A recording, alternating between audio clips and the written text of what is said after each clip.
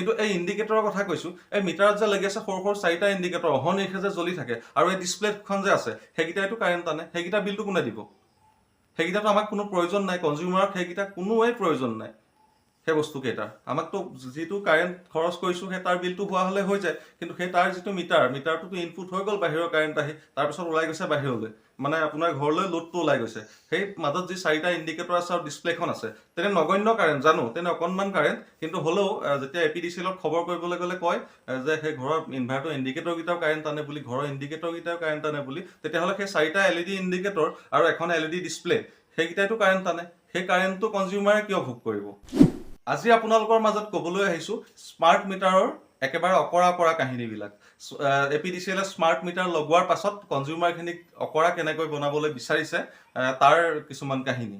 আৰু সেই গোটেইখিনি জানিবৰ কাৰণে প্ৰথমতে আমি মিটাৰটো চাই ল'ব লাগিব, মিটাৰটো চেক কৰিম, আৰু মই ঘৰৰ লোডৰ বিষয়ে প্ৰথম কৈ লৈছোঁ যে মোৰ ঘৰত আগতে আজিৰ পৰা 3-4 মাহ আগত স্মাৰ্ট মিটাৰ লগোৱাৰ মানে 3-4 মাহ পিছলৈকে 3-4খন বিল মোৰ 500, 600 আৰু 700 সিমানৰ ভিতৰত আহিলে।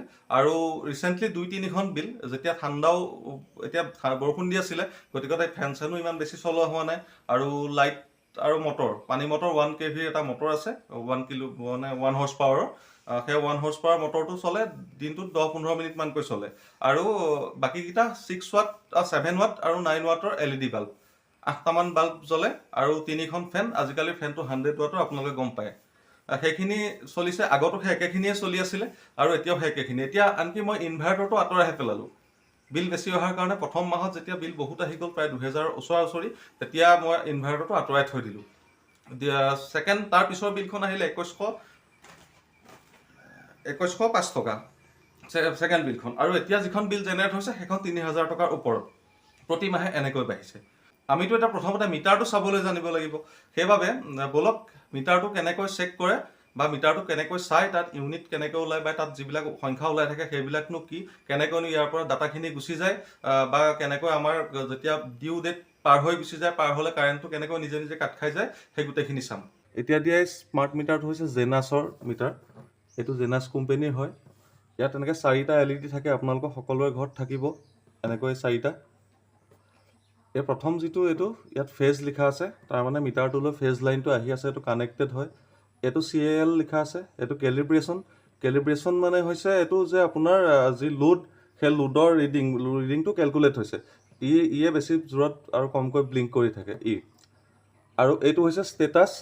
ইয়াত এটা চিম আছে, আপোনালোকে জানেনে নাজানো, এইটো IMEI নম্বৰটো চাওক, এটা IMEI নম্বৰ এটা যে দিয়া আছে, এটা 3G চিম থাকে, যিটোৱে আপোনাৰ ট্ৰান্সমিটাৰ আৰু ৰিচিভাৰ ইফালে ৰিচিভ কৰে, ট্ৰান্সফৰ্ম কৰে, ইয়াৰ পৰা পঠাই দিয়ে গোটেই ডাটাখিনি। তো সেই তাৰ ষ্টেটাছটো এনেকৈ জ্বলি থাকে লাহেকৈ। আৰু তাৰ কিনাৰত এইটো আৰু এটা আছে RX-TX বুলি, সেইটো মানে আপোনাৰ ৰিচিভাৰ আৰু ট্ৰান্সমিটাৰৰ, এইটো আপোনাৰ সেই জ্বলি আছে লাইটটো, ওপৰতে লগটো আছে কাৰণে সেই লগটোৱে ঢাকি আছে। আৰু এখন হ'ল ইয়াত ডিজিটেল ডিছপ্লে। এতিয়া আমি ইয়াৰ ইউনিটটো কেনেকৈ চাই সেইটো চাওঁ আহক, ইয়াতনো কি থাকে মিটাৰটোত, সেই ভালদৰে চাই লওঁ আহক। এইটো মই পুছ কৰি পেলাই দেখাইছোঁ, অট' মোডত দেখাওঁ, পুছ কৰি পেলাই আপোনালোক দেখাইছোঁ। এইটো পুছ কৰিলোঁ, এই ৰিছেট হ'ল প্ৰথম, এইটো চাওক, প্ৰথম এইটো ৰিছেট হ'ল, এবাৰ পুছ কৰিলোঁ, এইটো আজিৰ ডেটটো 5/7/2024 আজিৰ তাৰিখ। দ্বিতীয়তে এইটো এতিয়াৰ সময়টো 11:10 গৈছে এতিয়া। তৃতীয়তে এইটো দেখাইছোঁ, এইটো বৰ্তমানৰ মোৰ এতিয়ালৈকে মিটাৰটো লগোৱাৰ দিনাৰ পৰা এতিয়ালৈকে যিটো ৰিডিং, সেইটো 1139 হৈছে। এইটো KWH দেখিছে আপোনালোকে, এইটো হৈছে ৰিডিংটো। এইটো আকৌ অট' মোডত গুচি গৈছে, আকৌ দেখাইছোঁ। এইটো হ'ল 218 আৰু 219 মোৰ ইনপুট ভল্টেজ। আৰু এইটো যিটো ব্ৰেকাৰ নিচিনাকৈ তলত দেখাই থাকে, এনেকৈ স্পীড ব্ৰেকাৰ টাইপৰ যে এই দাগটো দেখাই থাকে, সেইটো হৈছে তাৰমানে আপোনাৰ মিটাৰটোৰ পৰা ঘৰৰ ভিতৰলৈ কানেকশ্যনখিনি সঠিক হৈ আছে। যদি এইটো এনেকৈ সেই মাজতে ছিঙি থাকে, বা সেইটো ব্ৰেকাৰটো যিটো এনেকৈ কানেক্ট হৈ আছে, সেইটো যদি মাজত ছিগাৰ নিচিনা হয়, তাৰ মিনিংটো হৈছে যে আপোনাৰ ঘৰৰ ৱায়াৰিঙলৈ মানে ভিতৰলৈ কাৰেণ্টটো ছাপ্লাই যোৱা নাই। তাৰ পাছতে এইটো হ'ল ফ্ৰেজৰ যিটো এম্পিয়াৰ, সেইটো এইফালে আপুনি ৰাইট ছাইডে একেবাৰে A বুলি লিখা দেখিছে, 4.12, এইটো 4.11 বা 12। এইটো হ'ল নিউট্ৰেল, এইটো আয়ন লিখা আছে তলত চাওক। ইটো আগৰটো ফ্ৰেজৰ আছিলে, এইটো নিউট্ৰেলৰ। ইয়াত এই স্মাৰ্ট মিটাৰটোত ফ্ৰেজ আৰু নিউট্ৰেল দুইটা বেলেগ বেলেগকৈ দেখায়, মানে তাৰ এম্পিয়াৰটো। ফ্ৰেজৰ আৰু নিউট্ৰেলৰ যদি দুইটাৰ এম্পিয়াৰ বেলেগ বেলেগ হয়, তেতিয়াহ'লে আপোনাৰ ঘৰৰ ৱায়াৰিং নাইবা আৰ্থিঙত কিবা বিসংগতি থাকে, সেইটো ঠিক কৰাই ল'ব। এই বস্তুটো ভালকৈ চাই ল'ব। এইটো হ'ল IP, এইটো হ'ল IN, এটা ফ্ৰেজৰ এটা নিউট্ৰেলৰ। ইটো এতিয়া 4.9 আছে, সিফালেও মোৰ 4.9 আছে, গতিকে এইটো ইয়াত ৱায়াৰিংটো ঠিক আছে। এইখিনি হ'ল মিটাৰৰ বিষয়। গোটেই ঘৰটো মোৰ এইটো ৰুমত চাওক, এয়া ফেন নায়েই। এইটো ৰুমতে এখন ফেন, সেইটো এটা লাইট, আৰু সেইফালে এটা সেইটো ড্ৰিম লাইট। ঠিক তেনেকৈ এইটো ৰুমতো এয়া এখনেই ফেন, আৰু সেই এটা সেইফালে হোল্ডাৰ, সেইটো দেখিছে লাইট নাই তাত, এইফালে সেই এটা লাইট। এইটো ইনভাৰ্টাৰ 2 মাহৰ পৰা খুলি পেলাই থোৱা আছে। ডাইনিং ৰুমত থকা এই ফেনখন কেতিয়াবা মাত্ৰ ভাত খাওঁতে চলে, কেতিয়াবা।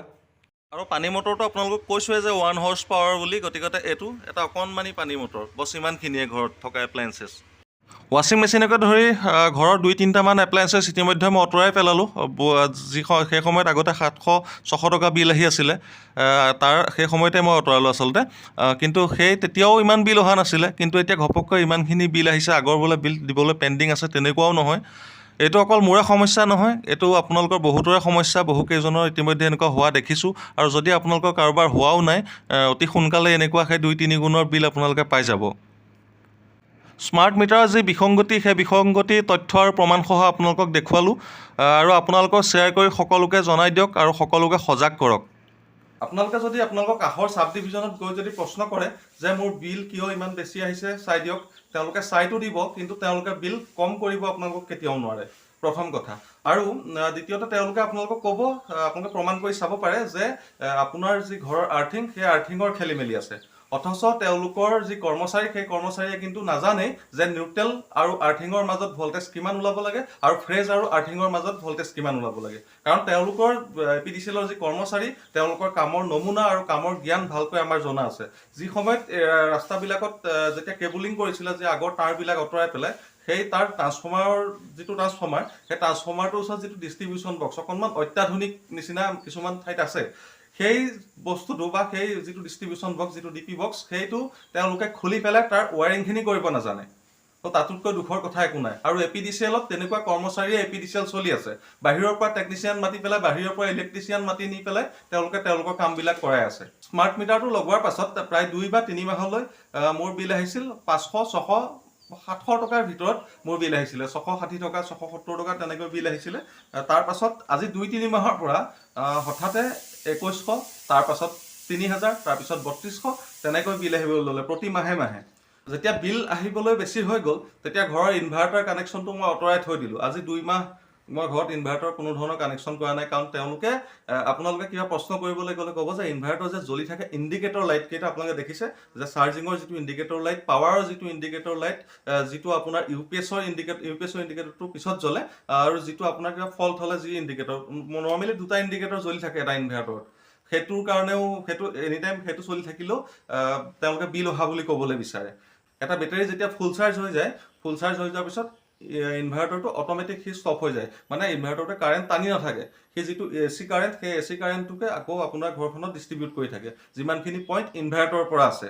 এতিয়া ইলেক্ট্ৰিচিটি বৰ্ডৰ মতে সেই যিকেইটা ইণ্ডিকেটৰ, সেই ইণ্ডিকেটৰ কেইটা জ্বলি থাকিলেও বিল আহি থাকে বা ভল্টেজটো ফ্লাকচুৱেশ্যন হৈ থাকে। আৰু তেওঁলোকে আৰ্থিঙৰ কথাটো বেছিকৈ কয়, মই কৈছোৱে যে বস্তুটো যিটো এক্সট্ৰা চাৰ্জ আছে, সেই চাৰ্জটো যদি গ্ৰাউণ্ড হ'ব নোৱাৰে, তেতিয়াহ'লে ফ্লাকচুৱেশ্যন বেছি হয়, আৰু ফ্লাকচুৱেশ্যনত মিটাৰটো বেছি জোৰত চলে, সেইটো তেওঁলোকে ক'বলৈ বিচাৰে। কিন্তু এই ইণ্ডিকেটৰৰ কথা কৈছোঁ, এই মিটাৰত যে লাগি আছে সৰু সৰু 4টা ইণ্ডিকেটৰ অহৰ্নিশে যে জ্বলি থাকে, আৰু এই ডিছপ্লেখন যে আছে, সেইকেইটাইতো কাৰেণ্ট টানে, সেইকেইটা বিলটো কোনে দিব?